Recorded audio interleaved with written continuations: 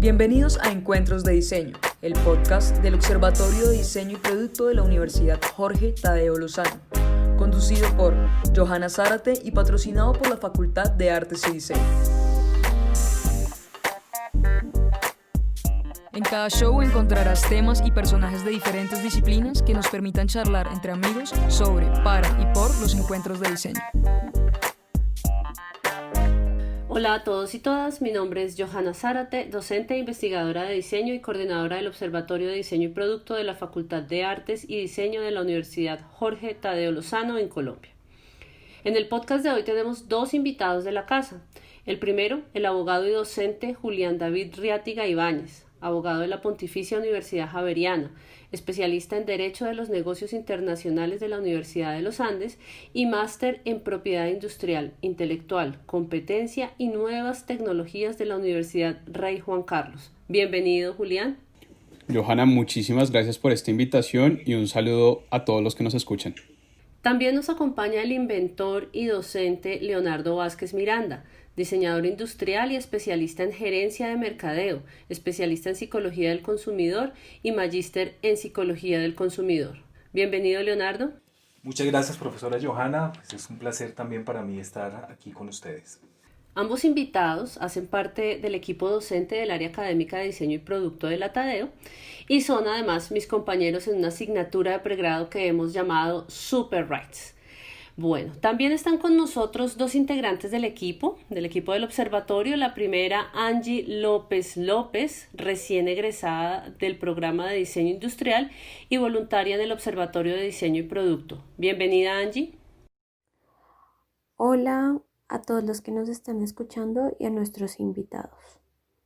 Finalmente estamos con Kimberly Mesa Argotti, monitora y estudiante de diseño industrial, quien en la actualidad está desarrollando su proyecto de grado con nosotros. Kimberly además es diseñadora gráfica egresada de la Universidad Jorge Tadeo Lozano. Bienvenida. Buenas noches, muchísimas gracias por la invitación. Bueno, que la idea es empezar un poco con una contextualización muy básica.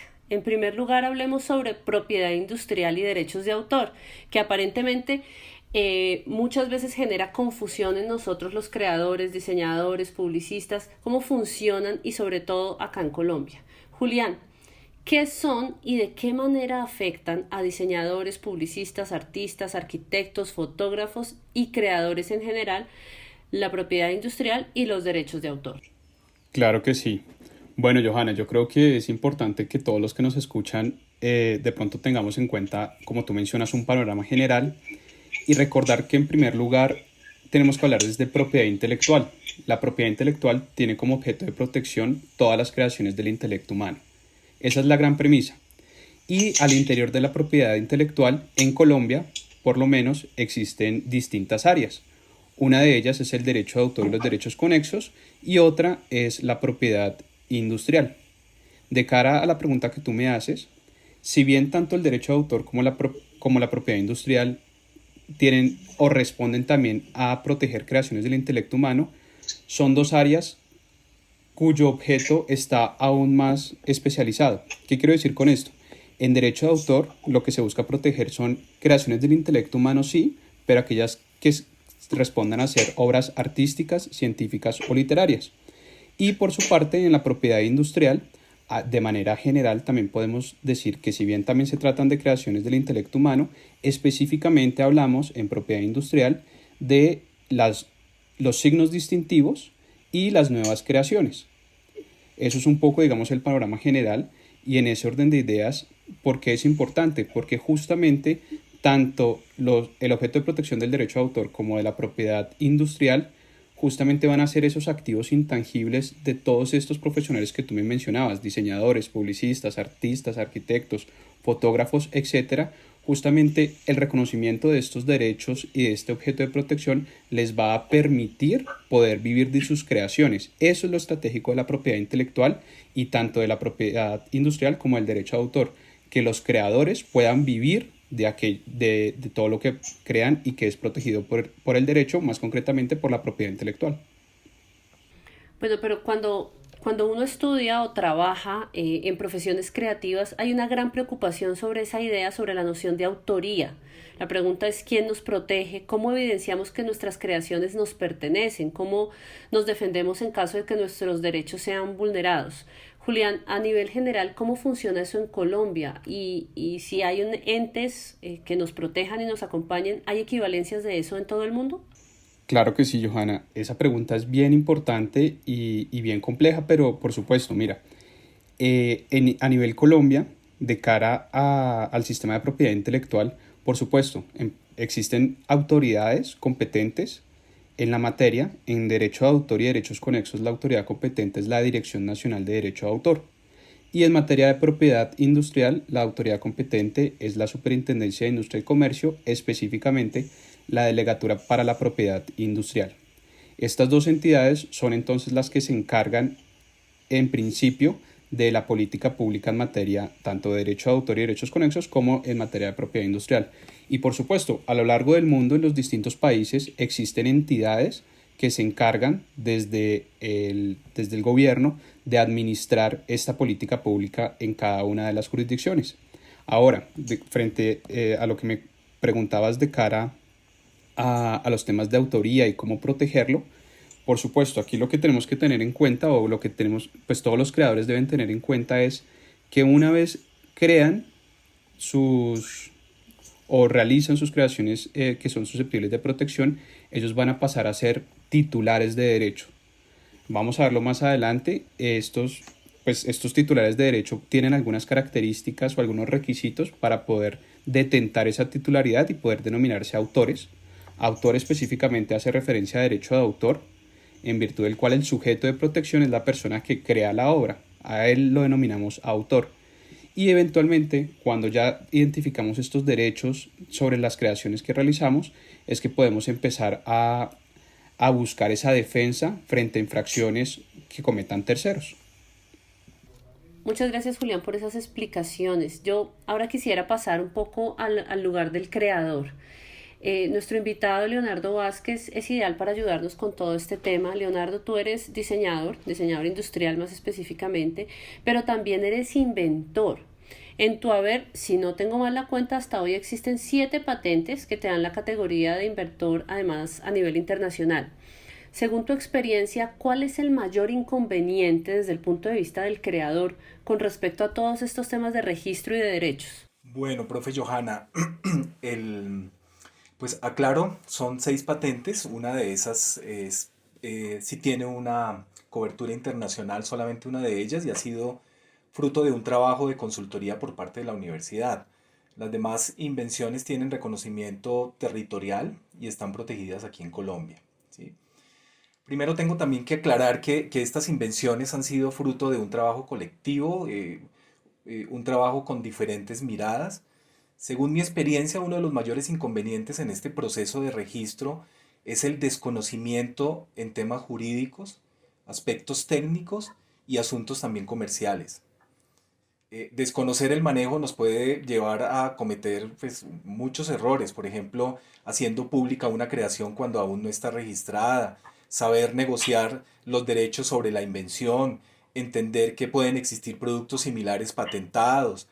También desconocer que hay entidades del gobierno que nos orientan de manera gratuita sobre este tipo de temas, y en sí reconocer que son las universidades las llamadas a ser los auténticos laboratorios de invención permanente. Luego nuestro paso como estudiantes en una universidad pues nos debe llevar a reflexionar particularmente sobre todos estos temas. Muchas gracias, Leonardo. Aprovechemos ya que tenemos aquí a 2 jóvenes diseñadoras para darle paso a las preguntas de estos creadores de la nueva generación. Kimberly.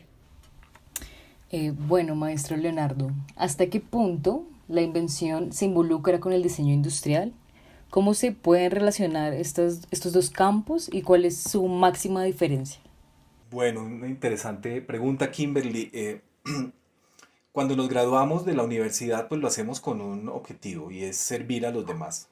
Pensamos todo el tiempo en productos o servicios para mejorarle la vida a las personas.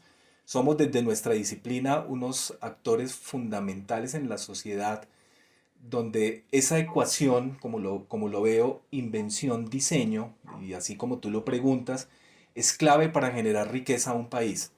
Colombia tiene mucho mercado potencial, pero poca generación de tecnología. Fíjate la gran oportunidad que tenemos los diseñadores y no nos podemos dar el lujo de que pues una tecnología falle cuando llegue al mercado. Eso sería bastante desalentador. Es aquí donde el afán de desarrollo, la competencia y un alto consumo nos puede llevar a cometer muchos errores. Desde mi punto de vista, Kimberly, no creo que hayan así diferencias significativas entre invención y diseño. Como mencionaba, procuran estar en una ecuación poderosa. En el mundo, el diseño industrial tiene un reconocimiento muy fuerte y se lo ha sabido ganar. Las creaciones toman su valor cuando son reconocidas como aportes tecnológicos. Gracias, Leonardo. Me gustaría pasar un poco a ver esta pregunta desde el lugar legal. A nivel legal, Julián, ¿hay alguna diferencia entre diseño industrial e invención? Claro que sí, Johanna. Mira, como tú mencionas desde la perspectiva jurídica, hay que hacer una diferenciación importante y a qué hago referencia con esto, porque al interior de la propiedad industrial hay una categoría de creaciones que se denominan nuevas creaciones. Allí encontramos las patentes de invención, los modelos de utilidad y los diseños industriales. Estas nuevas creaciones justamente responden a tipos distintos que podemos encontrar o que generalmente llamamos como invenciones. En ese orden de ideas, cada una de estas va a tener diferencias importantes y de manera muy rápida te podría comentar o les podría comentar a todos de cara a las patentes. Si bien es una nueva creación, esta patente, pues por supuesto, esta respuesta técnica a un problema actual debe tener requisitos como novedad, altura inventiva y aplicación industrial. En el caso de los modelos de utilidad, como nueva creación, esta invención debe tener, a diferencia de la patente, si bien es una invención, aquí lo que estamos o lo que se busca proteger es la forma definida de un objeto y en tercer lugar, diría yo, es que esa creación, esa invención denominada modelo de utilidad, busque mejorar o perfeccionar un bien proporcionándole alguna ventaja o beneficio que antes no tenía. Eso es lo diferente con la patente.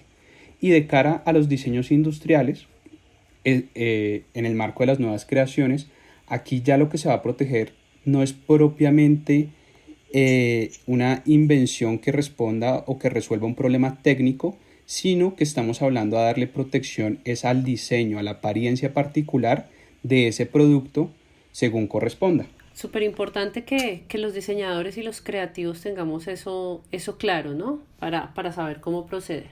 Bueno, ahora sé que Angie tenía una pregunta relacionada con este tema. Sí, y es que a lo largo de esta conversación se han mencionado términos como invento y creación.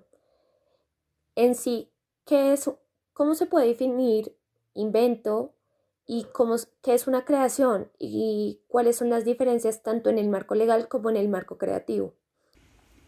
Claro que sí, Angie, gracias por esa pregunta. Si quieres, me extiendo un poquito, hace referencia un poquito a la respuesta que estaba dando antes, y es, claro, desde el punto de vista legal, teniendo en cuenta que las nuevas creaciones pueden ser, o dentro de las nuevas creaciones se incluyen, como les venía mencionando, las patentes de invención, los modelos de utilidad y los diseños industriales.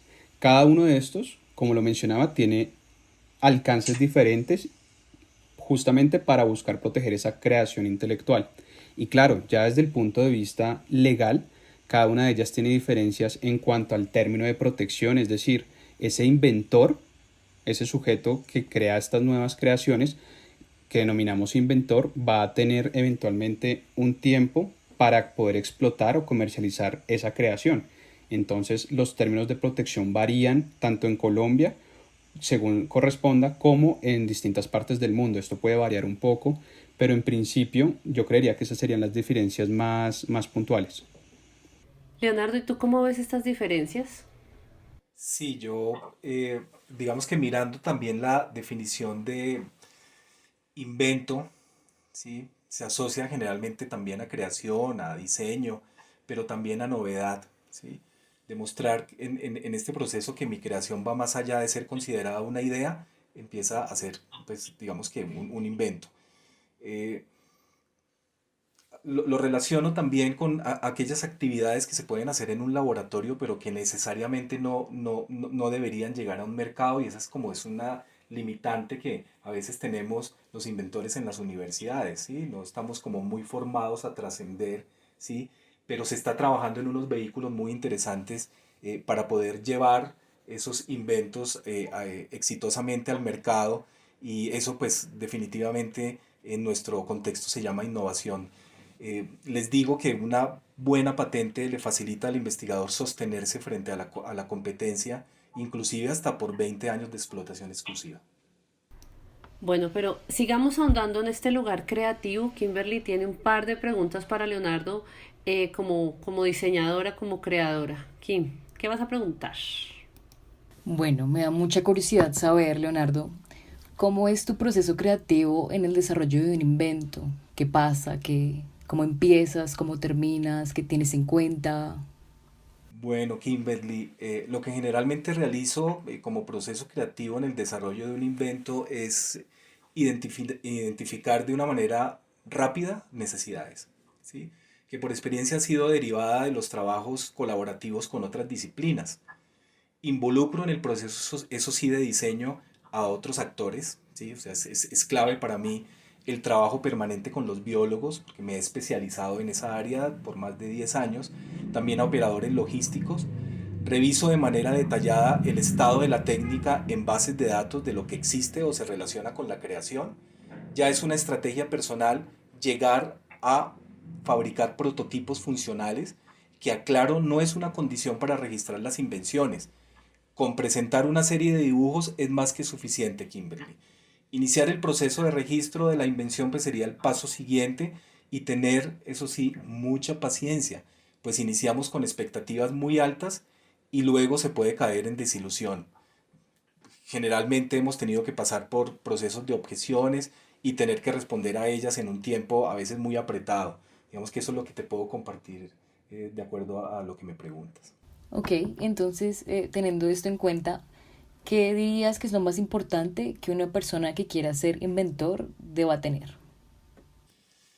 Considero, Kimberly, que el reconocimiento social por haber tenido como esa chispa inspiradora, y luego pasar, como les había mencionado, de la idea a lo que a veces nosotros denominamos en diseño comúnmente producto. Es muy importante para alguna persona que se lance a ser inventor, pues considerar digamos, este tipo de cosas. Lo otro es animarlo a que sí es posible registrar en nuestro país y que no es tan demorado como a veces se piensa, ¿sí? La inversión vale la pena si lo miran desde un escenario sostenible. Leonardo, a mí me encantaría devolverme un poquito a algo que acabas de decir, y es como el énfasis que tienes tú en prototipar, pero al mismo tiempo la no exigencia de prototipar. Y específicamente usas una expresión que dice serie de dibujos. A mí me gustaría que le precisaras a quien nos escucha qué tipo de dibujos, ¿no? Para que todos tengamos como una imagen mental de hasta dónde es el nivel de especificidad de lo que tenemos que entregar en un caso de estos. Sí, profe Johanna, a veces caemos en unos errores, digamos que bastante fuertes, y nos hacen perder mucho tiempo, ¿sí? Si bien para los diseñadores los planos técnicos se convierten en una alternativa bastante interesante para pasar del dibujo 2D al prototipo o a la maqueta, ¿sí? He escuchado algunos casos particulares donde a algunos de nuestros estudiantes les contratan por la competencia particular que desarrollamos también a nivel formativo, el que realicen este tipo de traducciones a partir de planos y de dibujos. Y a veces entender que el tipo de descripción tiene que ser muy técnica y especializada, pues es algo inadecuado dentro de lo práctico que debería ser para poder presentar, digamos, este tipo de información, si es una patente hacia la Superintendencia de Industria y Comercio, y poderla registrar.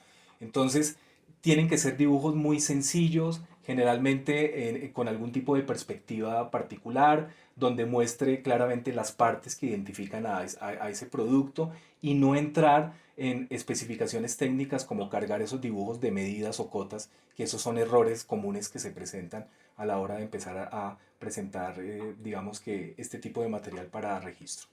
Muchas gracias. Yo creo que es esclarecedor este tipo de información, ¿no? Pero vamos un poquito a retomar el aspecto legal del asunto. Julián, en la actualidad los creadores interactuamos con un mundo creativo de clientes, socios y empleadores, sobre todo a través de la red. Hay mucho trabajo en Internet, lo cual obviamente aumenta la sensación de desprotección, ¿no? De vulnerabilidad. Cuando todo se globaliza también todo se complejiza. Entonces me quiero remitir a una pregunta que había planteado Angie sobre las posibilidades de protección. Angie. En especial, el punto a tratar sería cómo proteger dicha autoría, ya sea de un invento, de una creación, y cuál es el proceso para lograr esa protección y tener esa confiabilidad de tener la certeza de que uno es el autor. Perfecto, Angie. Muchísimas gracias. Esa pregunta es clave. Por los siguientes aspectos.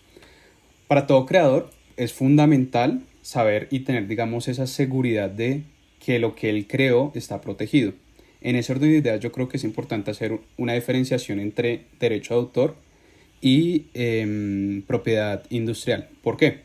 Porque en derecho de autor, ese sujeto que se llama autor, que es el que realiza esa obra artística, científica o literaria, en esencia, en Colombia, las obras protegidas por derecho de autor, las obras en derecho de autor se protegen desde el momento de su creación. Es decir, en el preciso momento en que ese autor la crea, automáticamente va a tener protección desde el punto de vista legal. ¿De acuerdo?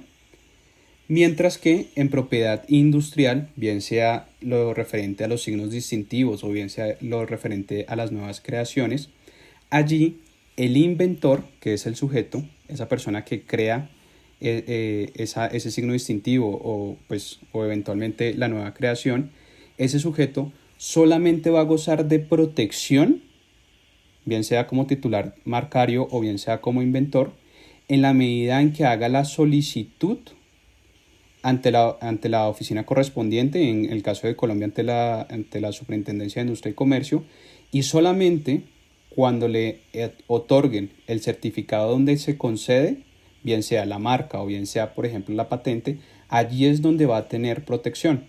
Antes no la tiene. Esa es una diferencia importante. ¿A qué nos lleva esto? A reconocer que en derecho de autor el registro es declarativo. ¿Eso qué quiere decir? Que como en derecho de autor las obras se protegen desde el momento de su creación con el acto creativo, el registro lo que va a hacer no es otorgar un derecho porque ya lo tiene el autor, sino la utilidad del registro es ser el medio probatorio ante cualquier autoridad judicial. Básicamente es que él, si identifica que alguien comete una infracción o vulnera sus derechos, puede presentar las acciones correspondientes y demostrar que él es el titular de esos derechos. Mientras que en propiedad industrial, como el derecho se constituye con el registro entonces no es declarativo, sino en efecto es constitutivo. En ese orden de ideas, solamente a partir de ese instante se tiene la certeza que él es el titular de esos derechos. Y ese sería un poco, digamos, el esquema de manera muy, muy, muy sencilla de cuál es el proceso para protegerlos, tanto en derecho de autor como en propiedad industrial. Pero si en este caso llega a haber algún tipo de plagio o falsificación del invento o creación, ¿qué acción legal se puede tomar? ¿Cómo se puede respaldar el mismo inventor o creador ante esas acciones? Claro que sí. Ese también es un tema bien importante. En efecto, si yo como autor o como inventor, según sea el caso, identifico que hay un tercero que me está plagiando o que está falsificando de alguna manera, vulnerando mis derechos, desde el punto de vista legal tendría en principio dos acciones. Y esto es una acción de carácter civil, que es o consiste en interponer una denuncia para, en primer lugar, que cese la infracción, es decir, que esa persona se detenga por orden judicial, y en segundo lugar, que lo indemnice por los daños causados, si es que los hubo. Mientras que, y por otra parte, la otra acción que tendría sería una acción penal. ¿Esto qué quiere decir?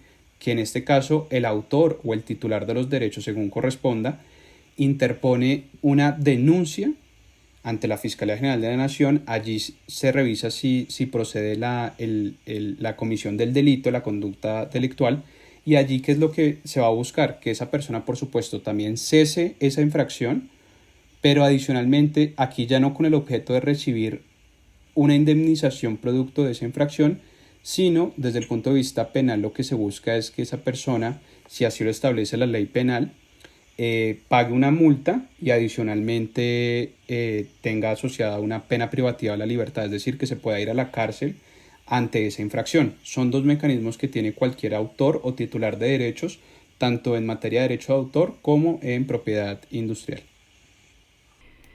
Bueno, con lo que nos estás contando, Julián, tengo una duda. ¿Qué pasa si yo no he registrado? Ok, sí, Johanna, por eso les mencionaba que el registro es clave. O sea, con independencia de lo que estábamos hablando hace unos momentos, que en derecho de autor el registro es declarativo y en propiedad industrial es constitutivo, estos dos tipos de registro se vuelven fundamentales, porque la única manera en que yo le puedo demostrar a un juez que en efecto yo estoy legitimado, es decir, que yo sí soy el titular de esos derechos, que valga la pena notar, son activos intangibles, allí está la dificultad, pero la única manera en que yo pueda demostrar que yo soy el dueño de ello es a través del registro. Ese es el medio probatorio idóneo para acudir al juez y eventualmente buscar la protección de mis derechos. Por eso el registro se vuelve fundamental. Bueno, entonces me gustaría como ponerme del otro lado, ¿no? Del lado de los estudiantes y hacer ese tipo de preguntas. Por ejemplo, yo estoy estudiando fotografía. ¿Yo puedo registrar mis fotografías? Claro que sí. De hecho, Johanna, yo creo que no es solo que se pueda, es que lo debería hacer. Yo creo que es una excelente práctica, incluso desde etapas iniciales, esto es desde la universidad, incluso antes si se quiere, pero tener, por ejemplo, en el caso que tú me mencionas de las fotografías, eso es una obra protegida por derecho de autor. Entonces, tener esa buena práctica y ese hábito de, si yo sé que estoy creando obras, en este caso una obra fotográfica, yo tengo y estoy en la capacidad de realizar el registro, en este caso ante la Dirección Nacional de Derecho de Autor, y por lo menos ya tener una prueba, un material probatorio que sirva para eventuales infracciones por parte de terceros. Por ejemplo, que yo esté tomando mis fotografías y eventualmente identifique que, no sé, en la red o en internet alguien está utilizando mis fotos sin mi autorización. Eso es una infracción. Y la manera en que yo eventualmente podría buscar la defensa o que ese tercero deje de utilizarlas, si llega a ser el caso, es acudir ante un juez y eventualmente yo demostrarle al juez que esas fotos son mías a través del registro, por ejemplo. Bueno, ¿y qué pasa si yo soy, por ejemplo, publicista o diseñador gráfico, trabajo para un cliente? ¿Sí? Hago una campaña, hago unas piezas promocionales, hago unas ilustraciones. ¿Las puedo registrar? Bueno, Johanna, ahí digamos que me voy a salir, como dicen los abogados, depende. ¿Depende de qué? En esencia, de cada situación. ¿Por qué? Porque en principio, claro, es usual, y sobre todo digamos en este sector, que yo haga un trabajo un día para un cliente y eventualmente meses después haga otro trabajo para otro cliente. Pero claro, siempre está la duda de decir, bueno, y esa obra que yo creé, esas imágenes, ese diseño, esa pieza, ¿quién es el titular? ¿Yo como creador o la persona que me contrató? Y aquí viene el depende. ¿Por qué? Porque habría que mirar y hay que mirar, y yo creo que también es algo que yo creo que todos los estudiantes y en general todos los profesionales debemos siempre estar muy seguros, y es qué contratos estamos firmando o bajo qué condiciones aceptamos realizar un trabajo determinado. Me explico. En Colombia existen distintas circunstancias, por ejemplo un contrato de trabajo, un contrato de prestación de servicios, incluso un contrato que se denomina obra por encargo. Todos ellos, en principio, si no se establece cosa distinta, se entiende que los derechos de esas obras están directamente o se transfieren directamente a la persona que me contrató, ¿de acuerdo?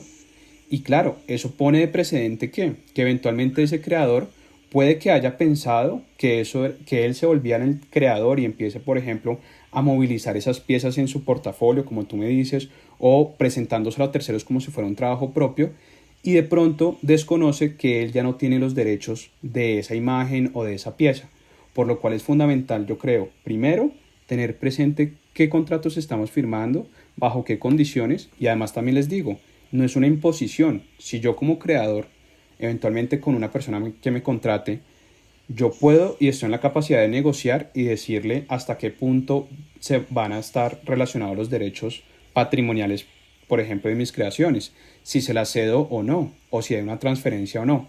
Todo eso depende del caso a caso, pero yo creo que sí es muy importante reconocer que en principio si yo creo algo voy a tener derechos y hasta qué punto quiero que esos derechos dejen de pertenecerme o pertenezcan a un tercero o a la persona que me contrató. En ese orden de ideas yo creo que es clave mirar ese tema siempre, Johanna, y pues para todos los profesionales en general, para justamente saber cuál va a ser el tratamiento posterior y evitar pues malos entendidos a futuro. Bueno, hay una particularidad que yo pues he aprendido muchísimo por lo que estoy en el aula, tanto con Leonardo como con Julián. Pero voy a repetir una pregunta que yo ya he hecho un poquito a la luz de quien nos escucha. ¿Qué pasa si yo soy diseñador web, ¿no? O diseñador de aplicaciones, estoy en esa área? ¿Eso lo puedo registrar? Ok, bueno, ahí hay varias aristas. ¿En qué sentido? En principio, si yo soy un desarrollador de aplicaciones, es decir, y genero, no sé, un software determinado que va a ser, bien sea utilizado para una aplicación móvil o para un videojuego o cualquier fin que se quiera, claro, ese software es protegido por derecho de autor. El código fuente, que es la matriz de todo, eso se protege por derecho de autor. Y por supuesto, cualquier otra obra que se incluya dentro de ese software, como música, videos, imágenes, etcétera, todo eso es protegible. Ahora, tú iniciabas tu pregunta diciendo el tema de diseñador de páginas web. Allí ya estamos en otro campo. ¿Por qué? Porque en principio yo creo que para la audiencia también es clave tener este conocimiento, y es las páginas web no se protegen por derecho de autor. Es decir, la página como nosotros, como un todo, que nosotros la entendemos, a las cuales accedemos día a día, como tal la página web no se protege vía derecho de autor. Y aquí quiero hacer una diferencia. No me estoy refiriendo al dominio. El nombre de dominio es otro aspecto distinto. Aquí estamos hablando del todo. Del todo de la página web como tal no se protege. Pero lo que sí se puede proteger, profesora Johanna, son los contenidos individualmente considerados al interior de la página web. Me explico. Todos hemos entrado a cualquier página y allí encontramos videos, música, texto. Depende del tipo de página, pero están distintas obras allí inmersas. Ese contenido individualizado sí se puede proteger, pero la página web como un todo no. ¿Y por qué no? Porque se entiende, por lo menos a la luz del derecho, que las páginas web propiamente no son una obra, sino son un medio de transmitir información, en el cual podemos alojar distinto contenido que sí se protege, pero como un todo no. Entonces yo creo que es clave esa diferenciación también. Sí, creo que es muy, muy importante a la luz precisamente de todas las disciplinas que tenemos en la universidad. Bueno, retomando un poco con las preguntas de nuestros jóvenes creativos, vamos a pasar a Kimberly, que tiene otra pregunta muy interesante. Bueno, yo creo que esta es una pregunta que tenemos la mayoría, que de pronto no estamos como muy inmersos en toda esta información, y es el tema de subir a redes sociales, ¿no? Está el tema del portafolio en Behance, algunas imágenes o historias en Instagram, unos posts. En el momento en que tenemos un proyecto, desde diseño industrial, diseño gráfico y otros campos, lo digo porque pues son como mis profesiones, y creo que en este ejemplo estoy yo incluida. Cuando publicamos algo y no lo hemos registrado, ¿ahí qué pasa? ¿Qué podemos hacer? ¿Perdimos o se puede hacer algo? Ok, Kimberly, esa es una excelente pregunta también. Y quizás te voy a dar un parte de tranquilidad. No han perdido. De hecho, yo creo que tiene una posibilidad grande para mejorar las prácticas que vienen desarrollando. ¿En qué sentido? En derecho de autor, como les mencionaba, las obras se protegen desde el momento de su creación, y eso lo he reiterado varias veces porque es clave. Es decir, se protege de manera automática.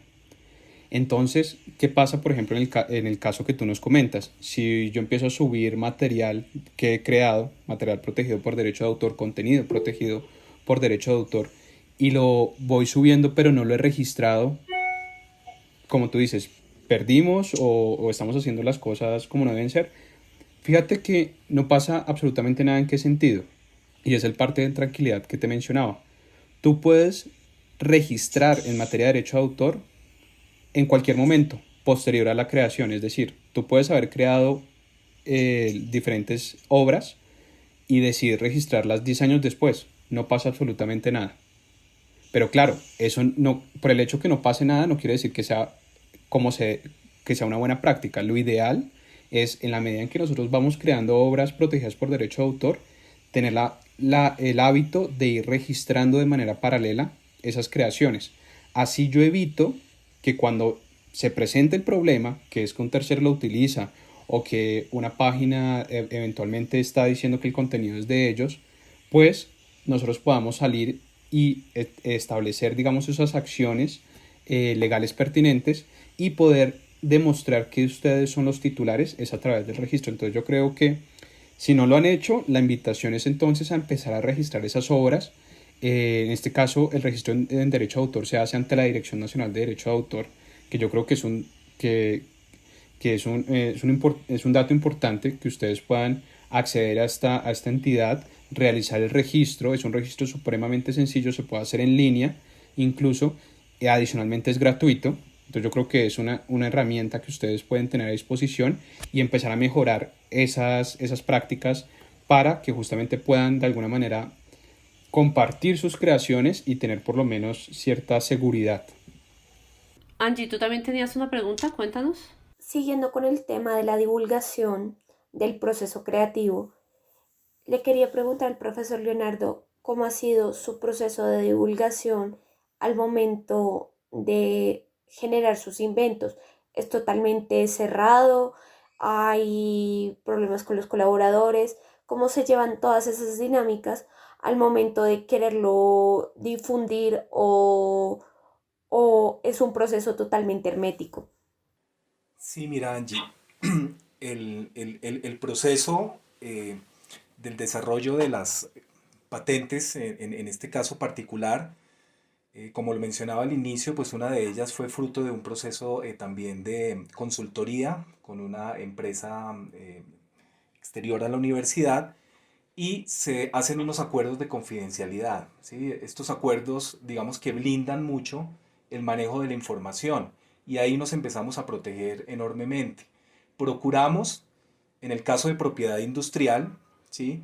Que este tipo de desarrollos de proceso, inclusive las mismas creaciones, los mismos inventos finalmente, no se publiquen hasta que no se registren, ¿sí? Entonces cuidamos mucho de no permitir que se tomen fotografías externas de personas que no están de alguna u otra manera también comprometidas en el proceso y que saben o han firmado acuerdos de confidencialidad, ¿sí? Una vez nosotros estimamos y hacemos el proceso de registro, pues a partir de ese acto, pues ya podemos empezar a divulgar información, ¿sí? A través de unos escenarios que tú conoces también en la universidad, que son muy importantes para poder hacer pública las investigaciones y es la participación en eventos, en ponencias, en cierto tipo de, inclusive también publicaciones como artículos, y es ahí donde podemos empezar a ir revelando ese tipo de información. Antes, pues desde mi punto de vista, es un poco peligroso. Leonardo, un poco hablando de tu rol como inventor, pero también como docente, ¿cómo se vincula la docencia con la invención? ¿Cómo de alguna manera se capitaliza tu experiencia como inventor en el aula? Sí, mira, profe Johanna, tenemos un compromiso desde la academia muy importante y está directamente relacionada hacia el papel que desempeñan los semilleros de investigación. Eso es una manera también de poder empezar a ir transfiriendo una información muy importante y sobre todo unas prácticas muy sanas en términos de lo que puede llegar eso a significar para pues, nuestros jóvenes, la posibilidad de que reconozcan en estos procesos de investigación, pues básicamente también unos protocolos que seguimos y que eso también se vean aplicados. Les comento también como experiencia que dentro del semillero de investigación, digamos que también surgió el año pasado un desarrollo de tecnología que en este momento está en un proceso también de registro y patentabilidad. Entonces, seguir en esa dinámica a través de quienes estamos involucrados en los procesos, digamos que de investigación y de creación, pues nos lleva a tener una responsabilidad muy profunda y pues ya los frutos se están empezando a ver y pues esto digamos que tiene que empezar a irse multiplicando. En otras palabras, y retomando la pregunta que Kim hizo al principio, ¿cómo podemos aprender y cómo podemos desarrollarnos como inventores? Eso quiere decir que la invitación a los estudiantes es que se vinculen también a la investigación. Sí, es un vehículo muy, muy importante, donde se nos facilitan muchas cosas. A veces podemos estar un poco, digamos que, separados del proceso cuando encontramos que hacer un registro pues, puede estar alrededor de 1.000.000 de pesos en adelante o algo así, y ese impedimento para poder, digamos que, acceder de una manera fácil, pues puede llegar a tener digamos que unas primeras malas sensaciones desde la investigación que hacemos en la universidad, pues eso está totalmente subsidiado por ella misma. Entonces, pues esos procesos pues no nos cuestan, ¿sí? No les cuestan tampoco a los estudiantes, pero sí habría que tener ahí en cuenta unos aspectos muy particulares y que son, digamos que absolutamente claves, que ya se habían, digamos que, enunciado en este podcast y tiene que ver precisamente con eso, los derechos patrimoniales y los derechos morales que en este sentido deben quedar muy claros también en ese proceso. Muy interesante. Leonardo, Julián, ¿qué es lo que debe tener en cuenta un creador, un inventor para proteger sus derechos, según su experiencia?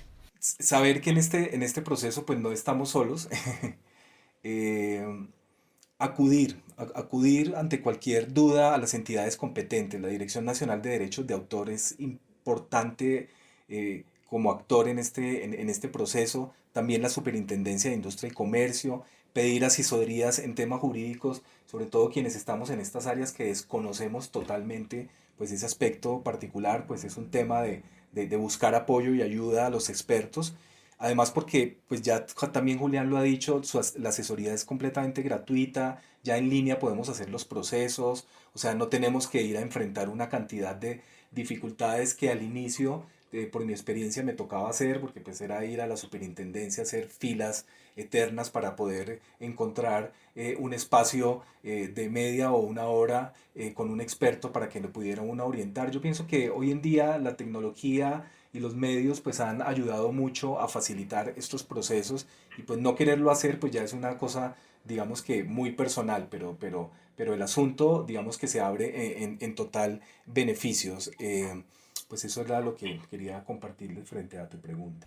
Correcto, yo también coincido plenamente con lo que manifiesta el profesor Leonardo. Estoy de acuerdo, hoy más que nunca tenemos como creadores a disposición distintos canales que nos permiten acceder a información, sobre todo entidades que están dispuestas a prestar distintos servicios de asesoría.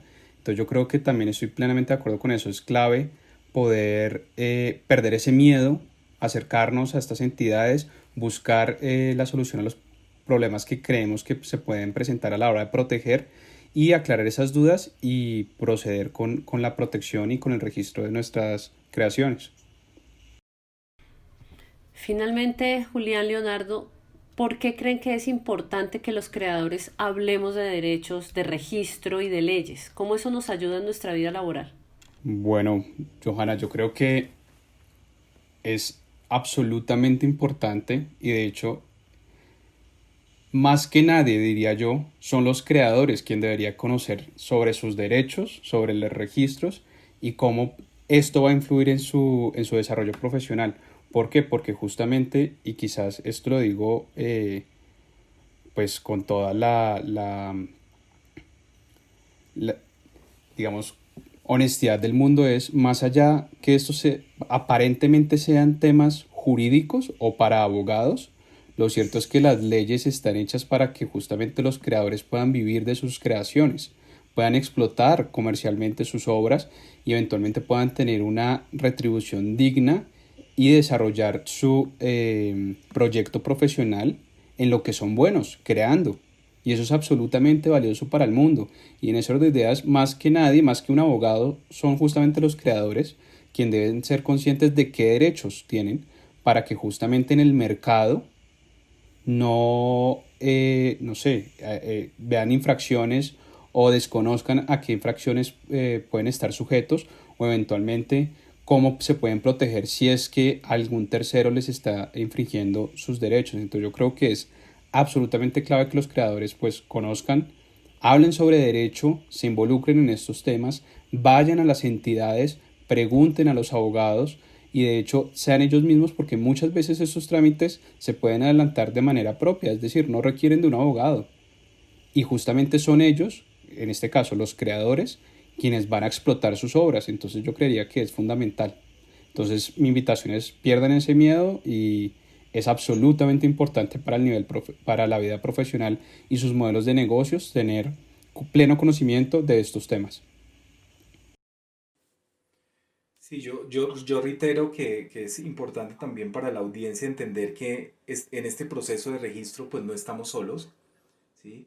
De hecho, en la universidad contamos con oficina jurídica, ¿sí? Especializada ya hoy, digamos que muy fortalecida en este tipo de procesos, porque la universidad en estos últimos 10 años pues, ha crecido mucho en propiedad industrial y en derechos de autor. Digamos que ha sido una fortaleza que se ha construido como comunidad y que pues ya empieza a ser reconocida también socialmente.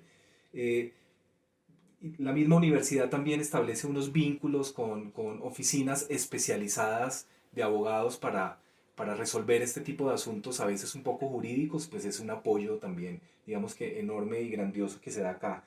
Es importante y desde mi punto de vista invitarlos a ser multiplicadores de estos procesos hacia las personas cercanas, hacia las personas que nos rodean, como profesores, ese deber enorme hacia nuestros estudiantes, como profesores también hacia nuestros compañeros. O sea, digamos que ha sido una experiencia inclusive también en la asignatura que compartimos tanto con Julián como con Johanna de aprendizaje continuo, pero también una invitación muy personal y digamos que particular del equipo a poner en consideración también de los estudiantes esa generosidad frente a lo que hemos construido. Y yo pienso que es ahí también uno de los aspectos también muy importantes. Si esto lo llevamos a un escenario de voz a voz, pues termina siendo un acontecimiento extremadamente, digamos que positivo y efectivo para todos. Bueno, muchísimas gracias a nuestros dos invitados. Para cerrar, solo puedo darle las gracias a todos por su participación el día de hoy. Esperamos que quienes nos escuchan aprendieran sobre los derechos de la creatividad. Y si están fuera de Colombia, busquen en su país la información correspondiente a su región. Solo me queda decir gracias a cada uno de los participantes por este episodio.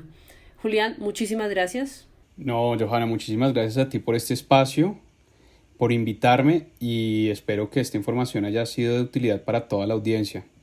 Seguramente así es. Leonardo, muchísimas gracias por acompañarnos. No, también a ti, profe Johanna, las niñas estudiantes que nos han acompañado acá, digamos que esta participación y este diálogo entre nosotros, digamos que nos permite poder inclusive también comprometernos a que estos temas se vuelvan mucho más constantes en el diálogo universitario, en el diálogo de país, ¿sí? Que tanto, digamos que en este momento lo necesita, porque las oportunidades para el desarrollo tecnológico están ahí y eso pues debemos aprovecharlos. Muchas gracias también, Julián, por hacer parte de este equipo que nos centra, porque a veces los creativos nos salimos un poco, desbordamos hacia algunos escenarios un poco locos y tener, digamos que alguien cuerdo en este proceso,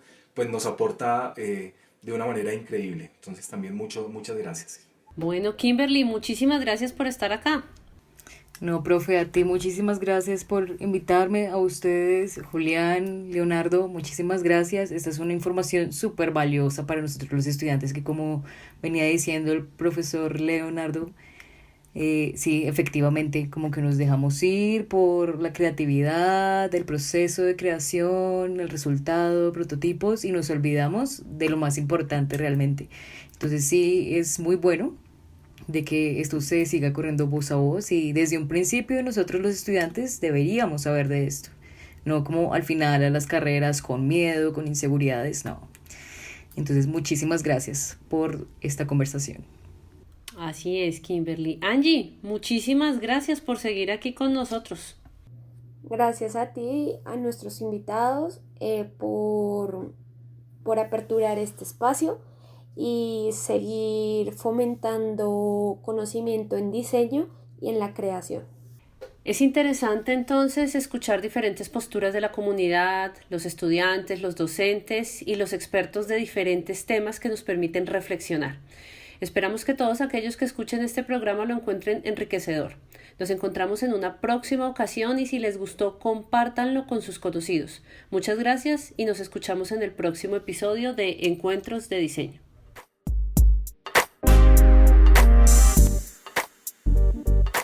Encuentros de Diseño les da las gracias por escucharnos y los invitamos a buscar nuevos episodios, videos, noticias y más en nuestro micrositio, canal de YouTube y Facebook Observatorio de Diseño de Producto.